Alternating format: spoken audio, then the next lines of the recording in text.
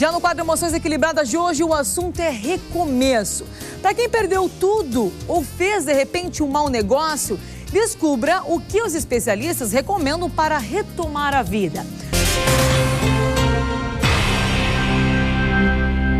Bem, agora no Ver Mais nós vamos falar sobre um assunto sério. Imagine agora, você que está em casa, as pessoas que sofreram com as chuvas, enchentes e perderam tudo. Como será que é a dor dessas pessoas? Como a gente pode recomeçar? Ou quem sabe, quem tentou um negócio próprio e também não deu em nada? Como a gente pode colocar a cabeça no lugar? A vida em ordem. Como a gente pode fazer isso? Esse é o assunto do nosso quadro Emoções Equilibradas de hoje.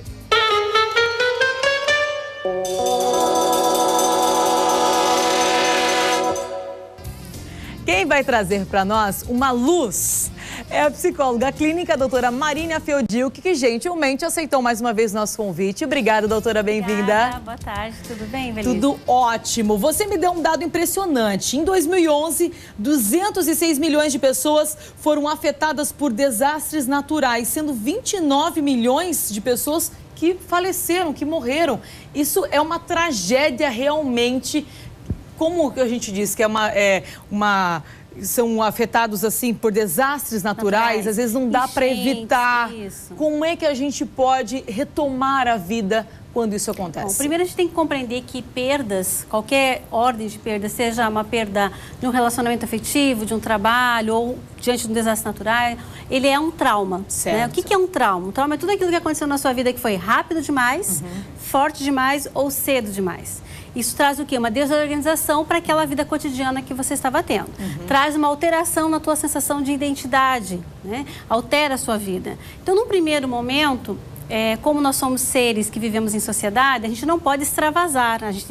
Normalmente, a gente um trauma, a gente tem que se conter, tem que pensar mais, como que eu vou agir. Então, nesse primeiro momento, a gente fica um pouco perdido com relação ao trauma, né? Então, a pessoa fica num estado meio de choque. A gente fala, nossa, parece que a pessoa está em estado de choque. E realmente ela está em estado de choque, né?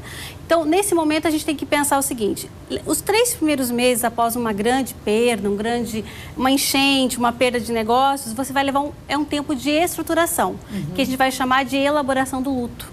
Tem regra esse luto de quantidade de tempo, mais Olha, ou menos, isso, o que a gente vai chamar de elaboração, esse período que a gente vai chamar de estresse pós-traumático, ele é natural até em torno de 3 meses, né? Passando desses 3 meses, a gente vai chamar já de transtorno, se torna um transtorno porque a pessoa não conseguiu elaborar. Então, você assim, diante de uma mesma situação, algumas pessoas conseguem elaborar, ela tem uma resiliência maior, que é a capacidade de se adaptar às mudanças e às novas situações, e algumas pessoas elas não conseguem, elas ficam paralisadas na dor, no sofrimento, elas ficam muito, digamos, no estado depressivo, ficam pessimistas. Então, essa pessoa, quando ela não consegue ultrapassar esse tempo, ela está precisando de ajuda. Então, o primeiro momento é a solidariedade de quem está por perto. Né? Se você percebe que uma pessoa que você está convivendo passou por uma grande perda, ela precisa do quê? De solidariedade, ela precisa de apoio. E a partir disso, ela vai podendo se reorganizar em termos de sair da intensidade emocional para poder voltar a fazer uma avaliação mais cognitiva da situação. Poder elaborar melhor os recursos que ela tem a partir da perda que ela viveu.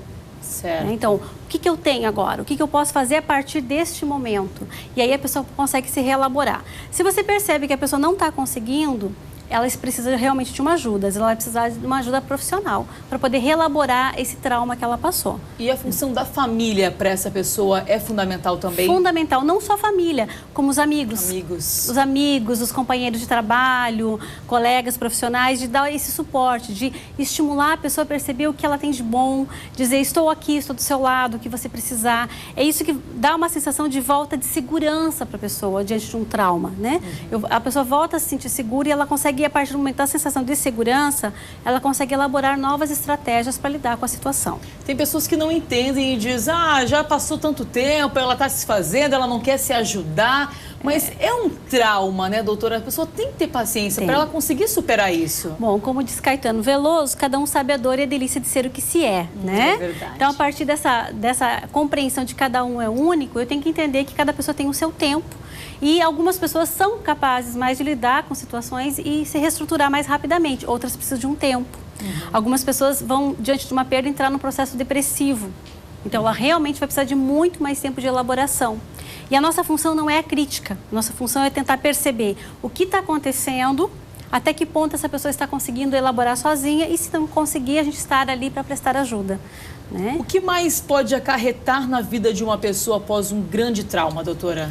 Olha, principalmente a questão dos sintomas que a gente percebe é o isolamento. A pessoa começa a se isolar muito, né? Ela acaba limitando o seu convívio social, ela acaba limitando a diminuição da questão do afeto, ela não demonstra mais afeto. Coisas que antes ela fazia, ela deixa de fazer porque ela não acha mais interessante. A autoestima, normalmente se percebe que baixa bastante a autoestima, então até o cuidado pessoal. E aí a pessoa diz que ela está depressiva. Não é necessariamente uma depressão, ela pode estar tendo o que a gente chama de transtorno de estresse pós-traumático, que é em decorrência desse trauma que ela viveu. Que necessariamente, na medida em que ela for se reestruturando, ela não vai ficar depressiva. Então, às vezes é um processo depressivo e às vezes é um transtorno de estresse pós-traumático em decorrência do trauma. Ideal, então, procurar um profissional para fazer esse discernimento e orientar da maneira correta. Quando a gente vê uma pessoa que ela não está conseguindo elaborar uma perda, um trauma, você tem dois caminhos que você normalmente trabalha junto, que é a questão do médico, psiquiatra, que normalmente vai entrar com a medicação como uma muleta para este momento, e o processo psicoterápico, para a pessoa poder elaborar. Mas aí tem que ser um trabalho de quem trabalha, psicólogos que trabalham com traumas, que tem técnicas específicas e métodos específicos para trabalhar, que é o MDR, o Brain Spot, que são técnicas específicas para trabalhar com situações traumáticas. Olha, isso a gente pode falar em outro momento, quem sabe. Em outro momento, porque você é muita volta. coisa, eu volto. Se você me chamar, eu volto. Com certeza. Muito obrigada, doutora Marine. Eu que agradeço. Pra você. Obrigada. Obrigada.